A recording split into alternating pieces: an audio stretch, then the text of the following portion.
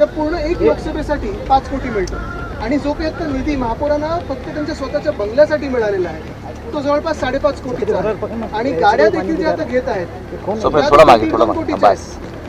सगळा खर्च स्वतःवर कशासाठी करताय? कुठे नेमकं तुम्हाला काय दाखवायचं जगाला? महापौर बंगला की तुम्ही वेगळं काही आता प्लेस निर्माण करणार की ताजमहल बांधणार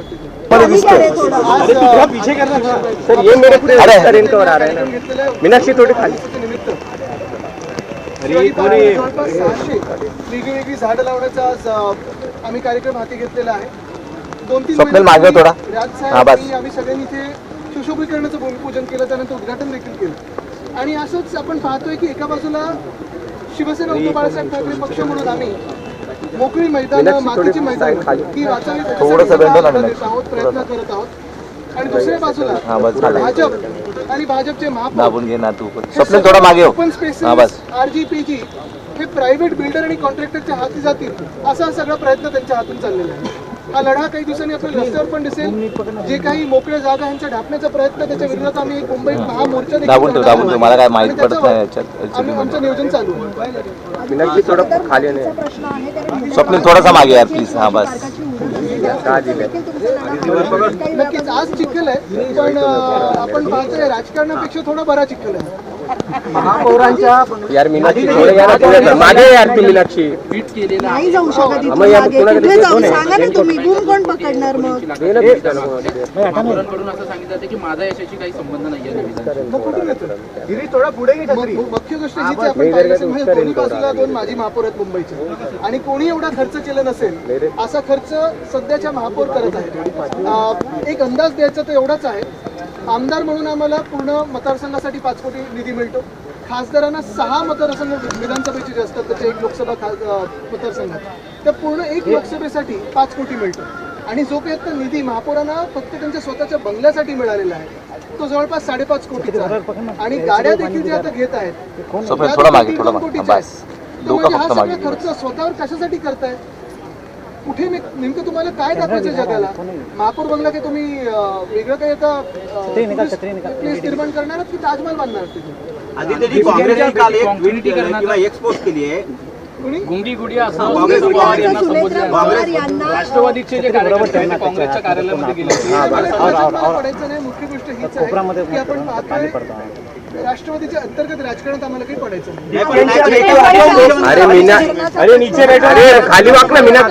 मोठ्या प्रमाणात उतरलेला आहे. खरं तर महापौरांकडे किंवा पालिका प्रशासनाकडे गाड्या खरेदी करण्यासाठी पैसे आहेत. मग मुंबईकरांचे जे कर घेतले जातात जुहू चौपाटी साफ करण्यासाठी पैसे नाही आहेत का? आजचा 24वा दिवस आहे. लोकशाही मराठी रिअलिटी चेक करते.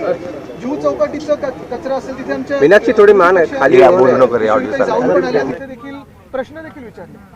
BSTचा प्रश्न असेल, बसेसचे रूट्स कमी होत आहेत, बस कमी होत आहेत, पगार वेळेवर दिले जात नाही आहेत, पेन्शन वेळेवर दिले जात नाही आहेत, मुंबईत सगळीकडे कचऱ्याचे ढिगारे वाढत चालले आहेत, रस्त्याचा कॉन्क्रिटीकरणचा प्रश्न जिथे खड्डे दिसत आहेत, ह्या सगळ्यासाठी BMC सांगते आमच्याकडे पैसे नाही आहेत. पण महापौर बंगल्यासाठी 5.5 कोटी उडवण्यासाठी असतील किंवा मग नवीन गाड्यांसाठी असतील इथे बरोबर पैसे सापडतात. स्वतः अमित साटम बोलले की ट्रॅश बूम बसवण्यात आले पण ट्रॅश बूमच नाहीये. खरं साटमवर विश्वास ठेवू नका. रस्त्याचं कॉन्क्रिटीकरण वारंवार रस्त्याचं कॉन्क्रिटीकरण करण्यात आलं होतं, मात्र पहिल्या जे ABCDE वॉर्ड आहे त्या ठिकाणी 3,79 लाखाचं खड्ड्यांसाठी निविदा काढण्यात आलेल्या आहेत. एकीकडे आयुक्तच म्हणतात की कॉन्क्रिटीकरण झाल्यामुळे खड्ड्यांचा खर्च वाचणार आहे. ABCDE वॉर्डमध्ये साधारणपणे ABC वॉर्डमध्ये खरं तर कोणाचं वर्चस्व आहे, कोणाचं लक्ष ओपन स्पेसेसवर आहे, जसं काही रायगडमधले ओपन स्पेसेस घेतले असतील तसं इथे कोणाचं आहे का हे देखील आपण शोधून काढावं. आणि दुसरं म्हणजे सगळ्यात महत्त्वाची गोष्ट हीच आहे की कॉन्क्रिटीकरण आपल्याला आठवत असेल एकनाथ मिंदे हे हाऊसमध्ये खरं तर बोलले होते की 2 वर्षात मुंबईचे रस्ते चकाचक होतील, चांगले होतील. 4 वर्ष झालेत आता त्या घटनेला. स्वतःचे खिशे भरले पण खड्डे अजून भरून काढले नाही. आदित्यजी सिद्धिविनायक मंदिर काल त्याचा मिस कॉल पण होता. भेटीवरून एकनाथ शिंदे आणि भाजप म्हणजे दोघांमध्ये सध्या अंतर्गत धुसफूस सुरू आहे, कारण शिरसाट भेटले त्यावरून भाजपने नाराजी व्यक्त केली. आता ते चुपके चुपके की दिपके दिपके हे ठरवा तुम्ही काय तुमचं झालं. आदित्यजी सिद्धिविनायक मंदिर अभिजितनी जो लढा दिला आपण पाहतोय कुठेही राजकारण न करता ह्या देशाच्या तरुणांसाठी दिला आणि त्याचा आम्हाला अभिमान आहे. आदित्यजी सिद्धिविनायक मंदिरमध्ये ज्या लोकांना पकडलंय चोरी करताना ते शिवसेनेचे कार्यकर्ते आहेत, उबाटाचे कार्यकर्ते आहेत असं सरवणकर यांचं म्हणणं मला वाटतं त्यांना जरा आठवण करून देतो मी. पहिलं चंदा चोरीवर तिथूनच सुरू करू. मग वाराणसीमध्ये काय चाललं तिथून सुरू करू आणि सगळ्या मंदिरांचं कुठे कुठे काय काय झालं आहे ह्याचा एक आढावा घेणं गरजेचं आहे. दुसरी गोष्ट म्हणजे अर्थात तुमच्या हातात जी काही यंत्रणा आहे, तुम्ही ज्याला पकडायचं त्याला पकडता, ज्याला सोडता त्याचं सोडता, पण सदा सर्वांकरांना मी आठवण करून देतो, मला वाटतं विशाखाताईंनीच मध्यंतरी एक सभेमध्ये किती कोणाचे फ्लॅट आहेत, कुठे कुठे आहेत, किती कोणाच्या चाव्या आहेत, ह्या सगळा आढावा आमच्याकडे आहे. तो कदाचित आम्ही आता जगजाहीर करू शकू. शिवसेनेसंदर्भात सुनावणी सुरू आहे, आज पुन्हा एकदा नियमित सुनावणी सुरू आहे. काय वाटतं तुम्हाला, सकारात्मक यामध्ये बाजू मांडण्यात तारीख बाजू मिळते?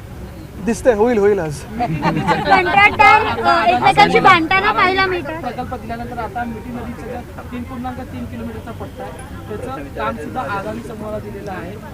मला वाटतं पुढच्या आठवड्यात वगैरे एक नोटिफिकेशन निघणार आहे की मुख्यमंत्र्यांचे सगळे काही जे काही कार्यभार आहे ते अदानीच सांभाळतील, महाराष्ट्र हा देखील अदानीच सांभाळतील असं ते नोटिफिकेशन काढणार आहे. ते काढल्या मग बघू पुढे चॅलेंज होत आहे का कुठच्या कोर्टात. दोन कंत्राटदारांमध्ये हाणामारी पाहायला मिळाली, चाकू काढून. कार्यक्रमासाठी जात असतात, पण लोकशाही जेव्हा विचारते की जुहू चौपाटीची पाहणी कधी करणार, त्यांना अद्यापही वेळ मिळालेला नाहीये. दररोज सांगतात की मी गाडी बदलली की येतील त्या. कंत्राटदारांनी कंत्राटदार आहेत ते हाणामारी करतायत, अगदी महापालिकेच्या वॉर्ड ऑफिस मध्ये येऊन हाणामारी करतायत. इतकी कंत्राटदारांची मजल गेलेली आहे. काय कशा मला पद्धतीने? वाटतं मी हे पहिल्यापासून सांगत आहे, भाजप म्हणजे बिल्डर आणि कॉन्ट्रॅक्टरांचा पक्ष झालेला आहे.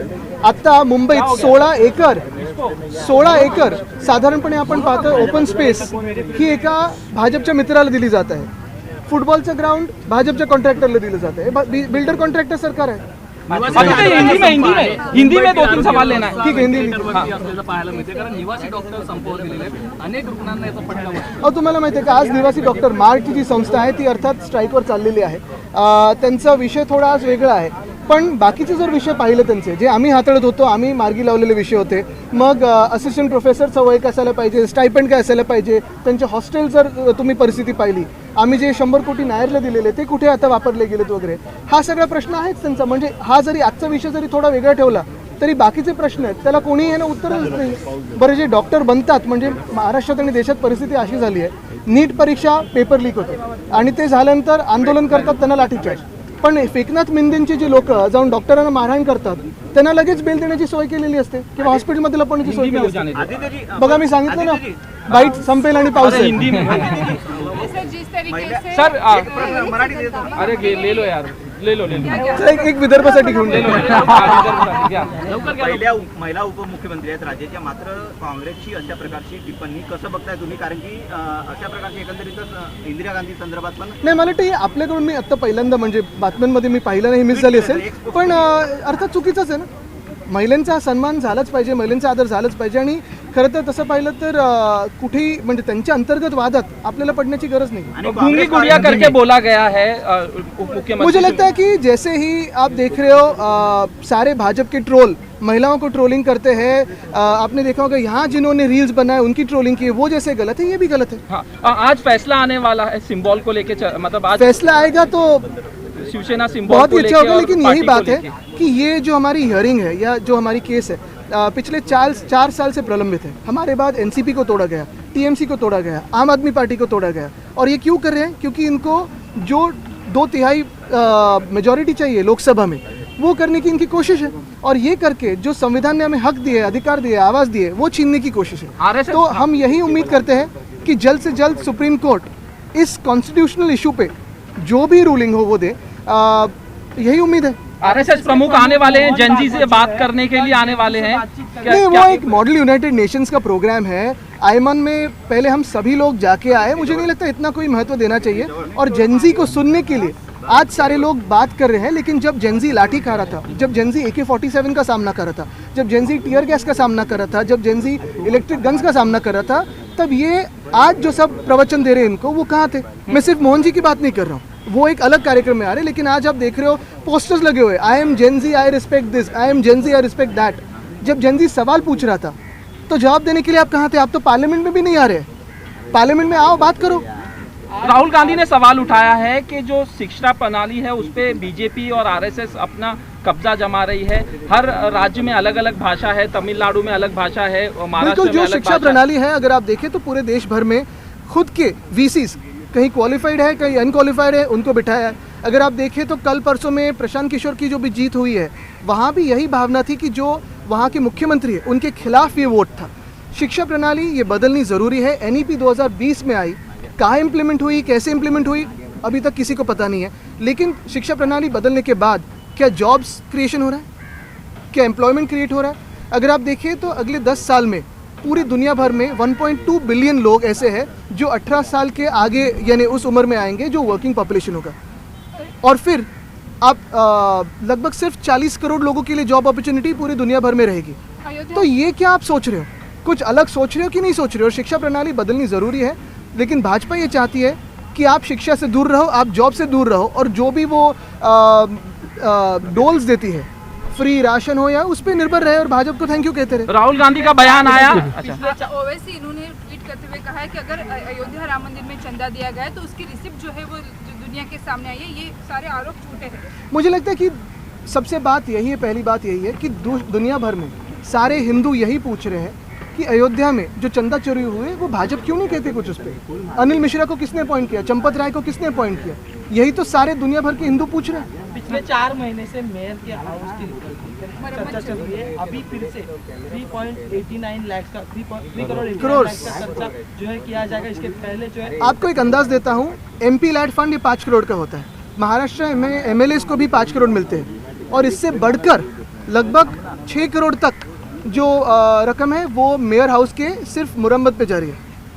ये कौन सी बात है? यानी आप अगर अच्छी BST बस की सुविधा पूछे, कचरा उठाने की बात करें, पानी की समस्या की बात करें तो कहते हैं पैसा नहीं है, लेकिन खुद के बंगले पे, खुद के गाड़ी पे खर्चा करने के लिए बहुत पैसा, और ये पैसा सब मुंबई को रोका है, ये टैक्स पर मनी है। राहुल गांधी का बयान आया कि प्रधानमंत्री जेनजी को माफ कर रहे हैं, हमने माफी नहीं, हम प्रधानमंत्री से माफी चाहते हैं। मैंने उस दिन ये कहा था कि माफी किसने मांगी थी? हमने तो अकाउंटेबिलिटी मांगी है, माफी नहीं मांगी हमने, अकाउंटेबिलिटी मांगी है। और जेनजी को आप माफ कर रहे हो, लाठी किसने चलाई थी? आओ पार्लियामेंट में बात कीजिए। टीयर गॅस किसने चलाया था, AK-47 किसने चलाया था, बात कीजिए पार्लियामेंट में। आदित्यजी, एक शेवटचा प्रश्न, पर्यावरण हा तुमच्या जवळचा विषय आहे, अमित ठाकरे असतील तुमच्या जवळचा विषय, तुम्ही स्वतः जुहू चौपाटीसाठी काही मोहीम राबवणार असतील तर केव्हा राबवणार? मला वाटतं एक पहिली गोष्ट हीच आहे की आपल्या मुंबईच्या सगळ्याच चौपाट्यांवर आपण पाहत असाल कचरा हा खूप मोठ्या संख्येत येतो। ह्याचं कारण एक आहे, कारण समुद्राचे जे लाटा असतात किंवा जो करंट असतो तो आपण जो काही कचरा आपल्या ह्या नद्यांमध्ये किंवा नाल्यांमध्ये फेकतो तो साहजिकपणे परत येतो, कारण तो त्या टाईडप्रमाणे येतो। पण जेवढे लोक मुंबई महानगरपालिकेने पेपरवर एम्प्लॉय केलेले आहेत, स्वच्छतेसाठी असेल, साफसफाईसाठी असेल, ते खरोखर तिथे ड्युटीवर असतात का? आता आपल्याला माहिती आहे, अफरोज शाह जे माझे मित्र आहेत ते गेले जवळपास 10-12 वर्ष दररोज तिथे जातात। वर्सोवा असेल, जुहू असेल, त्यांनी ती मोहीम राबवली। अक्सा बीचला कधी कधी आता ते डोंगरांमध्ये, खोऱ्यांमध्ये जातात, तिकडे देखील गावांना कचऱ्याची विल्हेवाट कशी लावायची ह्याचं ट्रेनिंग देत असतात। पण हे सगळं जर एक अफरोज शाह करू शकतात, त्यांचे व्हॉलंटियर्स करू शकतात, तर मग सरकार किंवा BMC का नाही करत? बरं, पेपरवर जर तुम्ही माहिती काढली तर तिथे तेवढी लोक दिसतील, पण हे कॉन्ट्रॅक्टर कोण आहेत जे 60 लोक दाखवतात आणि 2 लोक ठेवतात? ते 2 लोक बिचारे काय करू शकणार आहेत? कचरा साफ करू शकणार आहेत का? कचरा हा येत राहणं, तिथे क्रॅश बूम बॅरियर तुम्ही लावू नाही शकत, कारण समुद्राच्या लाटा तेवढ्या महत्त्वाच्या आणि जोरात असतात। पण हा कचरा आल्यानंतर तुम्ही स्वच्छता मोहीम चालवताय का, हा मोठा प्रश्न आहे, आणि तिथे महापौरांचं लक्ष नाही आहे। कदाचित आता मी बोलल्यानंतर तुम्ही ही मोहीम चालवल्यानंतर जाऊन फोटो काढून येतील, पण पुढे काय? जुहू परिसरात विकासाचा मार्ग मोकळा झालेला आहे, तुम्ही या संदर्भात ह्याच्यात आम्ही वारंवार वायरलेस असेल किंवा HFR असेल, हाय फ्रिक्वेन्सी रेडिओ, मग ते दहिसरकडे असेल, ह्या 2 विषयावर आम्ही विषय मांडलेला होता। काल ते नोटिफिकेशन निघालेलं आहे, अनेक नोटिफिकेशन या सरकारचे निघालेले आहेत। मी ह्या लढ्यात ज्यांनी सहभाग घेतला त्यांना सगळ्यांचं अभिनंदन करतो, पण नोटिफिकेशन पुढे कधी जाणार हा एक विषय। आणि दुसरं म्हणजे आपल्याला आठवत असेल, जुहू एअरपोर्टच्या बाजूला जी एक स्लम आहे, तिथे छोटं ते नगर आहे, तिथे 2017ला मुख्यमंत्री जाऊन भाषण दिलेलं की तुमचं तिकडच्या तिकडे इन सिटू रिहॅबिलिटेशन आणि SRA करू। आता ते इन सिटू तिथे होणार आहे का हे देखील मुख्यमंत्र्यांनी सांगावं। थँक्यू.